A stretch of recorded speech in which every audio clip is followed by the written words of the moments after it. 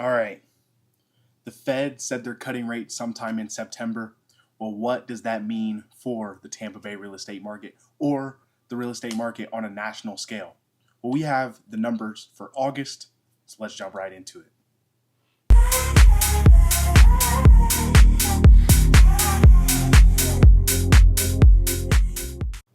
What is going on, YouTube? If you are new to the channel, welcome. And if you're returning, welcome back to the Living in Tampa Bay channel with Shandon. As usual, I'm your host, Shandon Kiah, your favorite real estate agent in the Tampa Bay area. I don't want to spend too much time on this video. I'm going to keep this one short and sweet today. So let's get right into these numbers and talk a little bit about what's happening in the real estate market. In my market updates, I cover 3 key metrics of data. Those are going to be active inventory, average days to sell, and average sale price, covering the 4 major counties of Tampa Bay that are going to be Hillsborough, Pinellas, Pasco, and Manatee County.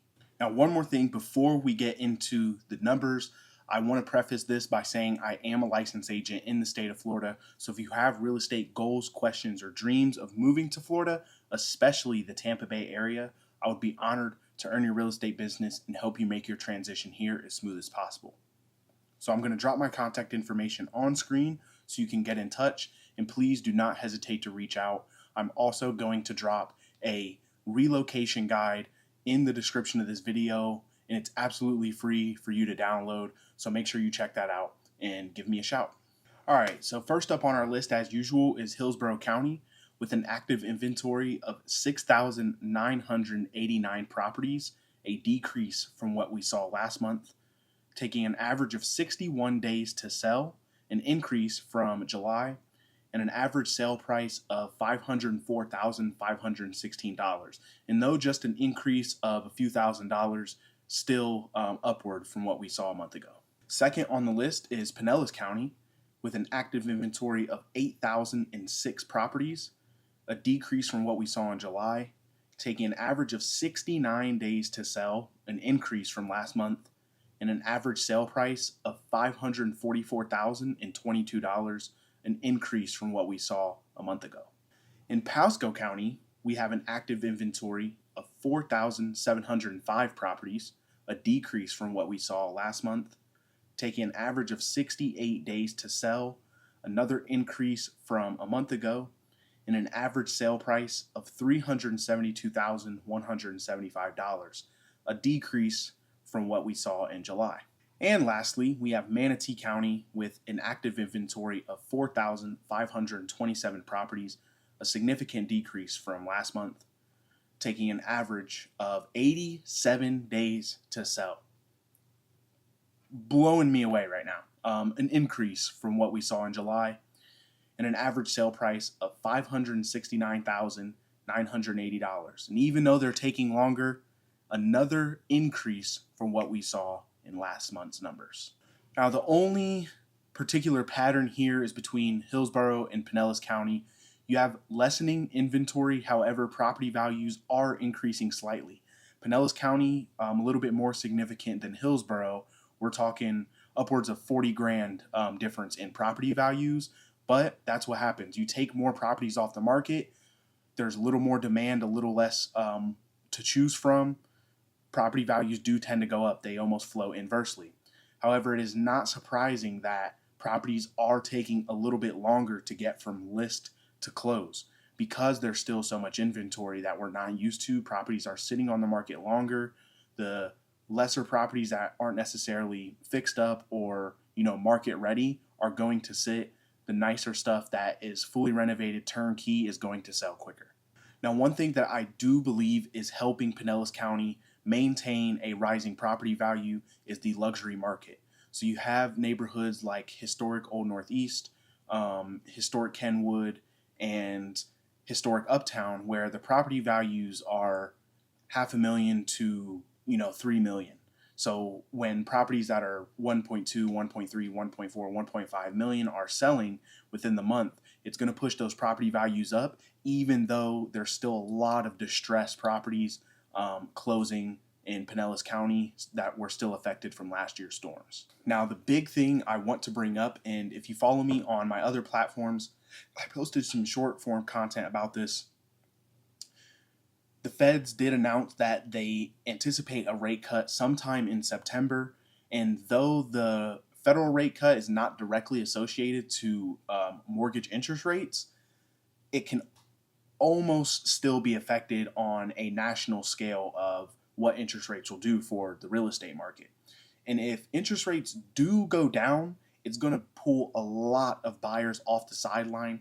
Demand is going to go up, and ultimately property values are going to go up as well. That's just the nature of the game. It's a supply and demand issue. Now, the biggest thing here to note is if more buyers start to enter the market, demand goes up, that doesn't necessarily mean properties are going to fly off the shelf again. You're going to be dealing with, like I said, the properties that are turnkey ready, have made their renovations, are ready for a buyer, new homeowner to move in, bring their family, don't have to do too much work. Those are going to be the most competitive properties to shoot for. You're going to have multiple buyers in the door making offers, driving that property value up, driving up the offers, and you just never know what's going to happen if more buyers start to get that competitive again. If we get to a point where properties are seeing multiple offer situations again, it's going to get more challenging for buyers who are already struggling to afford properties in their desired neighborhoods. And we could get to a point where during this whole year, you may have been able to afford a property within a certain neighborhood or within your certain criteria. But if buyer demand increases and people are making offers on the same property in a multiple offer situation, you could very easily get priced out of that same property or neighborhood that you once could have afforded all year. I personally lean on the fact that property values, especially in Tampa Bay and Florida, are insanely inflated, and I typically work with home buyers who are not really in the luxury price bracket. You know, we're shopping 400,000 or less, and it's really challenging for that kind of buyer to get into a nice neighborhood for their family when property values are just too inflated. Sellers are still on their high horse thinking we're in a 2021-22 market, and their property is just, they think their property is worth more than what it actually is. And until people start to realize that, I think we're in for a rude awakening. Now, again, I'm not a psychic. This is just what I anticipate. But I do believe if interest rates drop, then it will put a lot of demand back into the market, and it's just going to push the property values back up, which I do not want to see. As a realtor, even though it's my job to sell properties and make people homeowners, I must say that if you are in a comfortable situation as a renter and your bills are paid, you're not really pressed for time or pressed to be a homeowner at this very moment, I would probably wait out the rest of the year and see what interest rates do, see what property values do, because I'm hoping in the turn of the new year that we have significant price decreases across Florida, especially the Tampa Bay area, and that will create more opportunities for buyers to, scoop up some property. Another thing that's really indicative of a crashing market is a lot of new construction builders are kicking out insane incentives to get their home sold. They're not hitting their quota. They're not selling enough homes. And for that reason, they're kicking out. I've seen some builders offer as high as up to $75,000 towards down payment and closing costs, 4.5% interest rates. I mean, anything they can do to get a buyer under contract into the closing table. And to me, that says that what we're doing here in Florida, especially the Tampa Bay area, is not sustainable. And at a certain point, the property values are going to have to come down in order for people to re-enter the market and create something that's more balanced. Now, again, I am not a psychic. I only make anticipations and inferences based on my experience, what's happening in my business, and what I know has happened in the past. I always encourage you to do your own research, make sure that you are budgeting appropriately and setting yourself up to make the most savvy real estate purchase. And of course, working with an insightful agent who knows the market is going to be a huge part in that.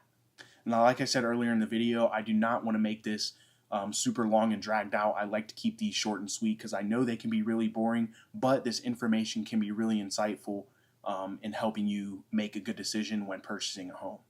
So before I head out, I do want to say again, I am a licensed agent in the state of Florida. So if you have goals, questions, or dreams of moving to Florida, especially the Tampa Bay area, I would be honored to earn your business and help you make your transaction as smooth as possible.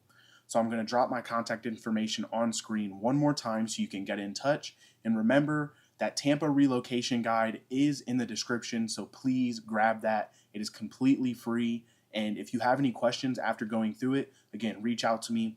I am always willing to be a resource for you. If you enjoyed this video and want to see more like it, please be sure to go down, like, comment, hit that subscribe button. It genuinely helps me continue to create more content like this for you guys. But with that being said, I'm going to head out. I'll be seeing you guys soon. Peace.